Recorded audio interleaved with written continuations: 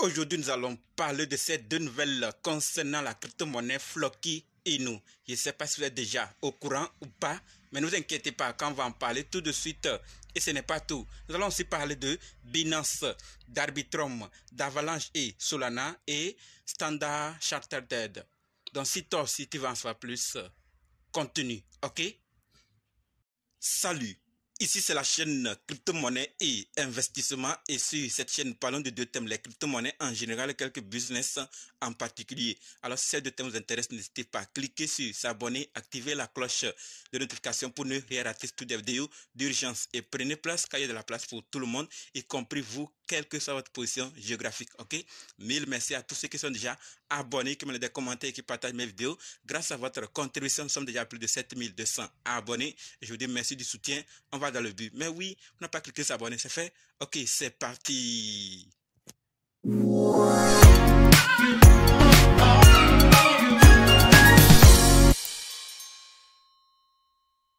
Comme dit, nous allons parler de ces nouvelles. Nous allons d'abord parler de Binance, ensuite d'Arbitrum, d'Avalanche et Solana, de Standard Chartered et finir avec ces deux nouvelles concernant la crypto-monnaie Floki Inu. Donc, restez jusqu'à la fin pour qu'ensemble on puisse découvrir ces nouvelles et prendre nos dispositions, ok?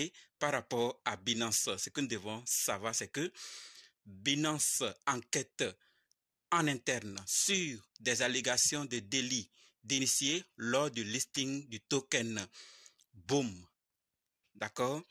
Binance a déclaré que les personnes visées par les accusations ne font pas partie du personnel de Binance et que la société encouragerait les dénonciations en fournissant une récompense de 100 000 à 5 millions de dollars pour qui apporterait des éléments prouvant de l'insider trading parmi ses employés. Donc, si quelqu'un arrive à dénoncer les employés en question ou ces personnes qui déclarent, qui font ces accusations, ils auront une récompense. Donc, ils sont en train de faire une enquête interne pour le découvrir. Donc, si vous y connaissez, si vous savez, alors allez participer. Peut-être que vous aurez la chance de prendre cette récompense. D'accord? Passons maintenant à la deuxième nouvelle qui concerne Arbitrum. Et par rapport à Arbitrum, ce que nous devons savoir, c'est que les walls d'Arbitrum déplacent 58 millions de dollars dans les échangeurs après le déblocage des tokens. Vous vous rappelez, je l'avais déjà annoncé la dernière fois. Le 16 mars, Arbitrum a débloqué 1,1 milliard de tokens d'une valeur d'environ 2,36 milliards de dollars pour sa team, n'est-ce pas? Ses conseillers et ses investisseurs. Donc, ils avaient débloqué cela pour la team, les conseillers et les investisseurs. Ça aussi, je l'avais déjà dit. Aujourd'hui, Look On-Chain a identifié 11 wallets qui ont déposé un total de 34 millions de tokens évalués à près de 58 millions de dollars dans les échangeurs. Donc, depuis le déblocage, ces wallets, ceux qui en ont de grandes quantités, sont en train de déplacer ça vers les échangeurs. Pour faire quoi?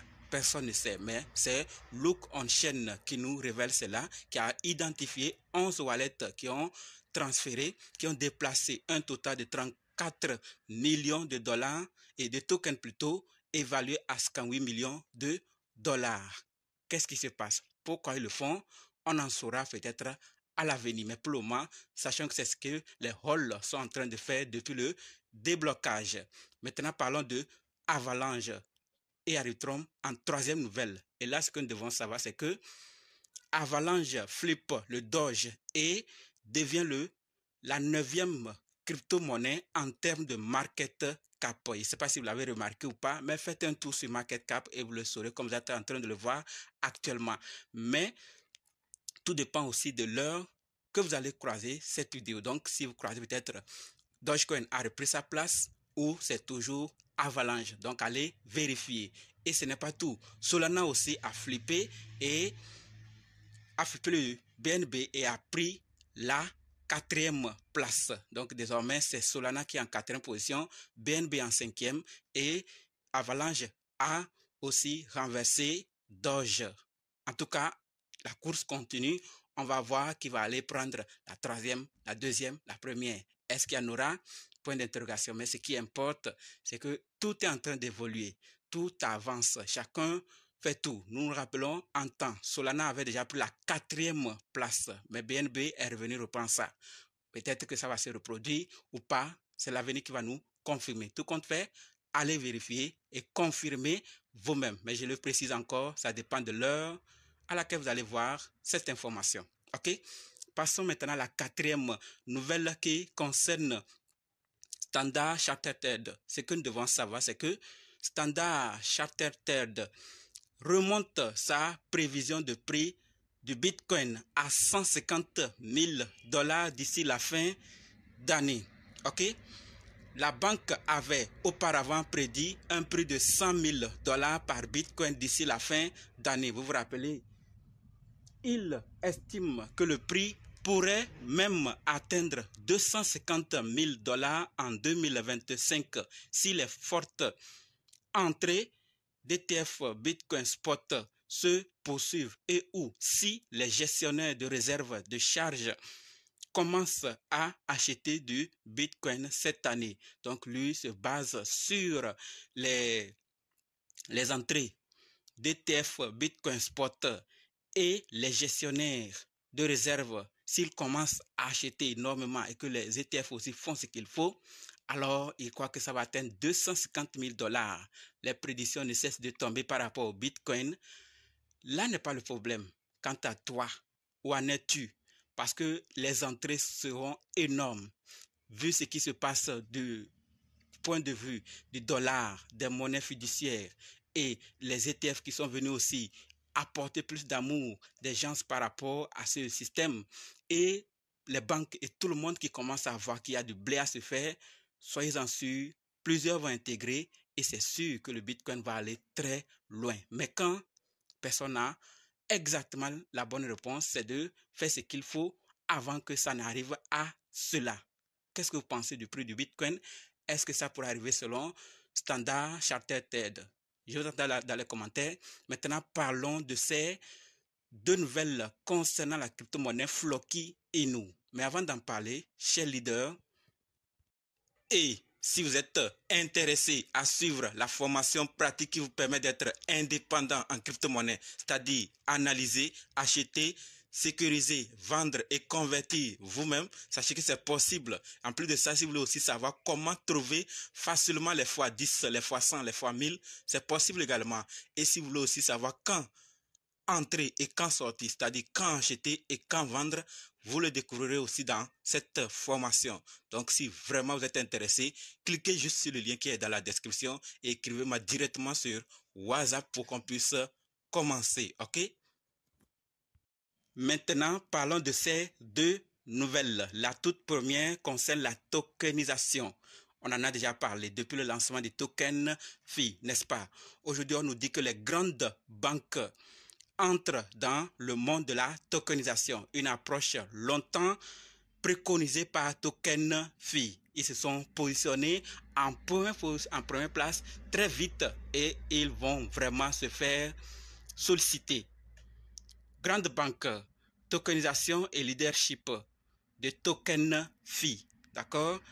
Citibank dans la blockchain, la transformation de la finance et les efforts pionniers de TokenFi dans la tokenisation des actifs du monde réel, garantissant l'inclusivité et la liquidité pour tous.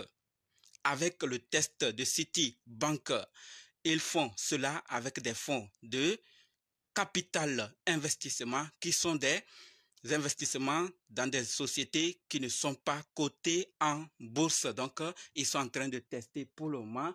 Et si tout est OK, c'est que Citibank va s'impliquer totalement et les autres aussi vont sûrement aussi s'impliquer. Et qui sera sollicité? TokenFi, parce qu'ils font partie des tout premiers, d'accord, à se spécialiser, à se lancer dans ce secteur. Ils vont orienter plusieurs qui seront concernés. La tokenisation, pour ceux qui ne savent pas, c'est le processus de conversion des droits sur un actif en jeton numérique sur une blockchain. Pour être clair,